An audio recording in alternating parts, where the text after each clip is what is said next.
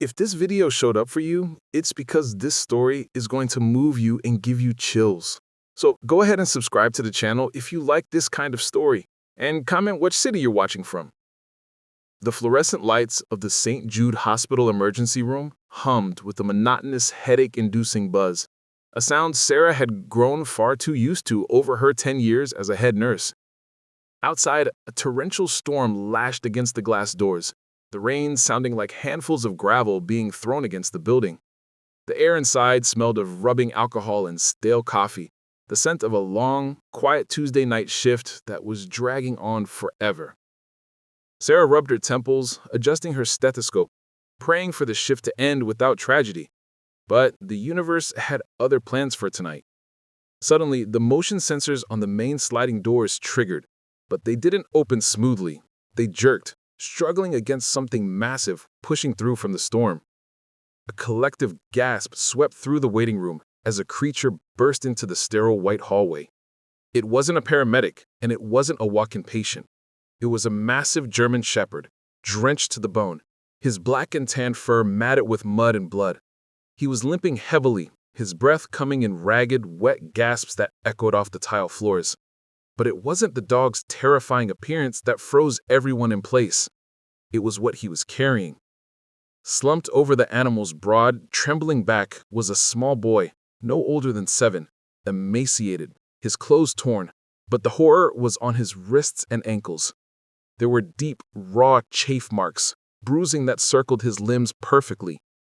These weren't injuries from the storm or a fall. These were marks from ropes. He hadn't just been lost in the woods. He had been tied up. He had been held captive. Sarah looked back at the dog, who was now watching the boy being wheeled away with a gaze of absolute desperation. This dog hadn't just found a lost child. He had broken him out. "Get the boy to Trauma 1 now," the doctor shouted as the chaos of the ER took over. Sarah moved to follow, but she felt a tug on her scrub pant leg. The German shepherd had dragged himself forward, gripping the fabric gently with his teeth. He wasn't letting her leave without him. He tried to stand, but his back leg gave out, crying out in pain. Sarah looked at the animal's flank and saw a deep gash, likely from barbed wire or a knife. He had walked through hell to get here, and he wasn't about to abandon his charge now. Sarah ignored the murmurs of the administration staff gathering by the nurses' station. She grabbed a trauma kit and knelt back down beside the animal. As she wiped away the layers of mud caked on his inner ear, she saw it, a faded blue tattoo of a serial number. This wasn't just a loyal stray, this was a trained officer. "He's a canine," Sarah announced, her voice shaking slightly as she applied pressure to the gash on his flank. "Someone call the precinct, now." The dog winced as the antiseptic stung his raw flesh, but he didn't pull away. He kept his eyes glued to the double doors where the boy had disappeared, but suddenly, his ears swiveled, his nose twitched, taking in the air filled with the metallic scent of blood and the sterile smell of the hospital. A low growl started deep in his chest, vibrating against Sarah's hands. It wasn't a sound of pain anymore. It was the sound of a hunt. Courage, because that was the name Sarah saw etched on a worn tag buried in his fur, pushed himself up. His legs trembled violently, blood dripping onto the pristine white tiles, but the fire in his eyes had returned. He wasn't done. "You can't get up. You're losing blood," Sarah pleaded, trying to gently restrain him. But Courage let out a sharp bark, looking from Sarah to the hospital exit, then back to the doors where the boy had gone. He was trying to tell her something. He grabbed her sleeve again, this time with urgency, pulling her toward the exit. The message was clear. The threat wasn't gone, or the evidence needed to be found before the storm washed it away. Captain Miller, the head of hospital security, ran up, breathless. "We just got a radio patch. That dog, that's Canine Courage. He's been missing for 3 days since his handler was killed in a roadside ambush." The room went silent. The dog was a ghost, a survivor who had lost everything, yet here he was, saving a stranger. Courage didn't care about the awe in the room. He limped aggressively toward the automatic doors, barking at the storm outside. He slammed his body against the glass, leaving a smear of red. He knew where the monster was, or worse, he knew the monster was close. "He wants us to follow him," Miller said, drawing his flashlight. "Sarah, stay here."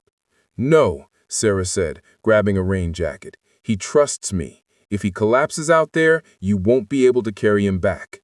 They burst out into the deluge. The rain was blinding, a wall of water that instantly soaked them to the skin. The wind howled like a banshee, threatening to knock them over, but Courage didn't falter. He put his nose to the wet asphalt, tracking a scent that to any human would have been washed away hours ago. He moved with a terrifying determination, ignoring the limp, ignoring the blood running down his leg. They crossed the parking lot and reached the edge of the dense pine forest that bordered the hospital grounds. The darkness between the trees was absolute, a black void that seemed to swallow the light from their flashlights. Courage stopped at the tree line. The hair on his back stood up in a rigid ridge. He looked back at Sarah and Miller, letting out a sharp, short bark. "Here." He plunged into the undergrowth. Sarah scrambled after him, thorns tearing at her scrubs, the mud sucking at her shoes. Every step was a battle, but the dog was relentless. He led them deeper, where the trees grew so thick the rain turned into a heavy mist. After 20 minutes of grueling hiking, Courage froze. He dropped low to the ground, his body stiff as a board, pointing toward a dilapidated structure half hidden by overgrown ivy. It was an old hunting shack, rotting and forgotten. The door was slightly ajar, creaking rhythmically in the wind. A chill that had nothing to do with the cold rain shot down Sarah's spine. Courage didn't bark this time. He just looked at Miller and whined softly, the sound of a creature who remembered exactly what had happened inside those walls. Miller drew his weapon, motioning for Sarah to stay back behind a large oak tree. "Police! Come out with your hands up!" Silence. Only the thunder answered. Miller kicked the door open, his flashlight beam cutting through the gloom. The beam swept across the room and landed on a sight that confirmed their worst nightmares. In the center of the room was a small mattress stained with filth. Beside it, lengths of thick rope lay cut on the floor, gnawed through. Not cut with a knife, but shredded by teeth. Courage hadn't just found the boy, he had literally chewed him free. But there was something else. A fresh set of muddy boot prints led out the back door, deeper into the woods. The prints were small, frantic. "The suspect was here recently," Miller whispered, touching a half-smoked cigarette still warm on a crate. "He might have been watching the hospital." Suddenly, Courage spun around, facing the dark woods behind the shack. He let out a roar that shook the rain from the leaves, his fangs bared at the darkness.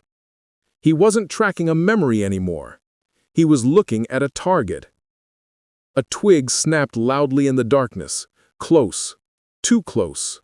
A shadow detached itself from the trunk of a massive pine tree, lunging toward them with terrifying speed.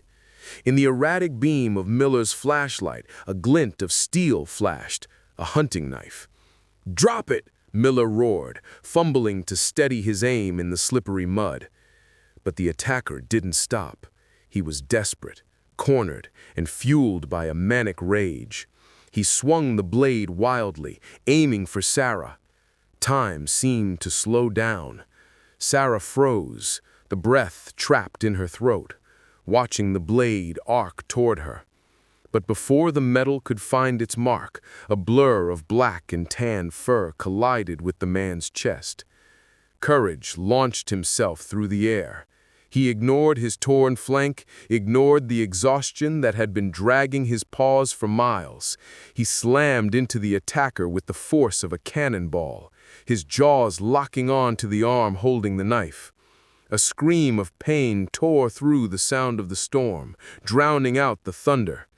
The man and the dog crashed into the mud, a tangle of limbs and fury.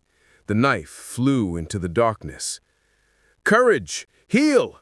Miller shouted, rushing forward to pin the suspect. The dog released his grip the moment the command was given, but he didn't back away. He stood over the writhing man, growling deep in his throat, guarding Miller as the officer slapped the cuffs on. The suspect, a man with wild eyes and a ragged beard, spat curses, but he didn't dare move. He looked at the dog with pure terror. He knew that if he twitched, those jaws would be back. "This is the guy," Miller panted, hauling the man to his feet. "He's got the boy's shoe tied to his belt like a trophy." But the victory was short-lived. As the adrenaline faded, Courage's legs buckled. He didn't lie down gracefully this time. He collapsed. A fresh pool of blood began to mix with the rain puddles beneath him. The exertion of the attack had torn his stitches, and the old wound from his previous battles was hemorrhaging. Sarah dropped to her knees, disregarding the mud soaking her uniform. "We need to go, now. He's going into shock." Miller radioed for backup to transport the prisoner, then scooped the massive German shepherd into his arms. Courage was heavy, a dead weight of muscle and bone, his breathing shallow and rapid. He let out a soft whine, his eyes rolling back. He wasn't tracking villains anymore. He was fighting to stay awake. Sarah stood by the swinging doors of the operating room, her hands shaking, still covered in mud and Courage's blood. She felt a hollow ache in her chest. He had saved the boy, led them to the captor, and saved her life, all while slowly dying. Hours passed. The rain outside finally slowed to a drizzle. Sarah sat in the waiting room, staring at the clock. It was 4 a.m. The silence was broken by the squeak of wheels. A nurse approached her, looking exhausted but smiling faintly. "The boy is awake," the nurse whispered. "His name is Leo. The anesthesia is wearing off." Sarah rushed to the pediatric recovery room. Leo looked so small in the hospital bed, his face pale against the white pillows.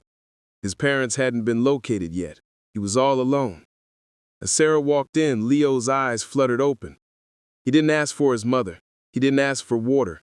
He tried to sit up, panic seizing his small features as he looked frantically around the room.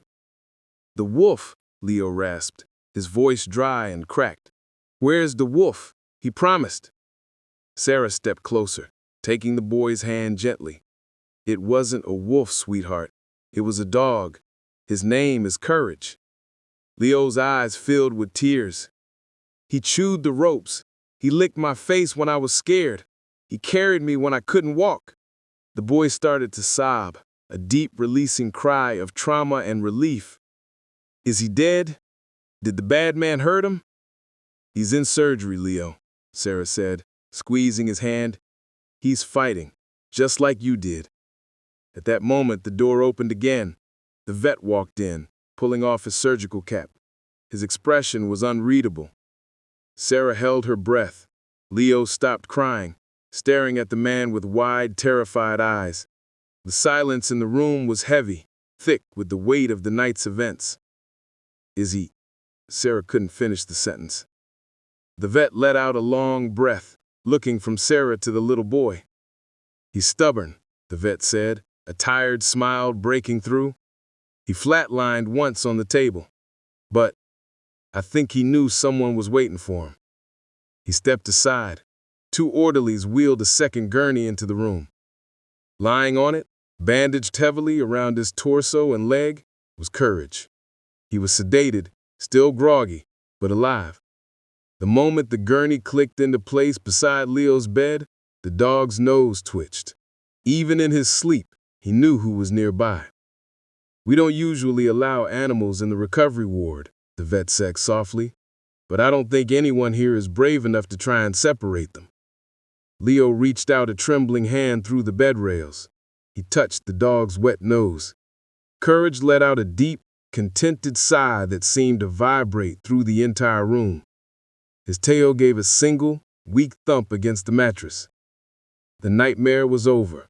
The bad man was in a cell. The storm had passed. And in the quiet of the hospital room, 2 survivors, a boy who had lost his faith in the world and a dog who had lost his master, found the only thing that could heal them both. They found each other. The morning sun finally broke through the heavy gray clouds, casting a golden light across the hospital room. The storm that had raged all night had vanished, leaving the world outside washed clean and quiet. Inside the room, the only sound was the rhythmic, synchronized breathing of a boy and a dog. When Leo's parents finally burst through the doors, eyes red from hours of crying and terror, they froze at the threshold. They had expected to see doctors, machinery, the cold reality of trauma. Instead, they saw a scene of absolute peace. Leo was fast asleep, his small hands still buried deep in the thick fur of the German shepherd's neck. Courage was asleep too, his heavy head resting gently on the edge of the mattress, right next to the boy's hip. The fierce protector who had taken down a criminal and walked through a hurricane was now just a dog, dreaming of safety. Sarah stood in the corner, wiping a fresh tear from her cheek. She put a finger to her lips, signaling the parents to be gentle.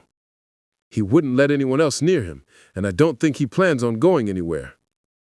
Leo's mother fell to her knees beside the bed, burying her face in the sheets, sobbing silently.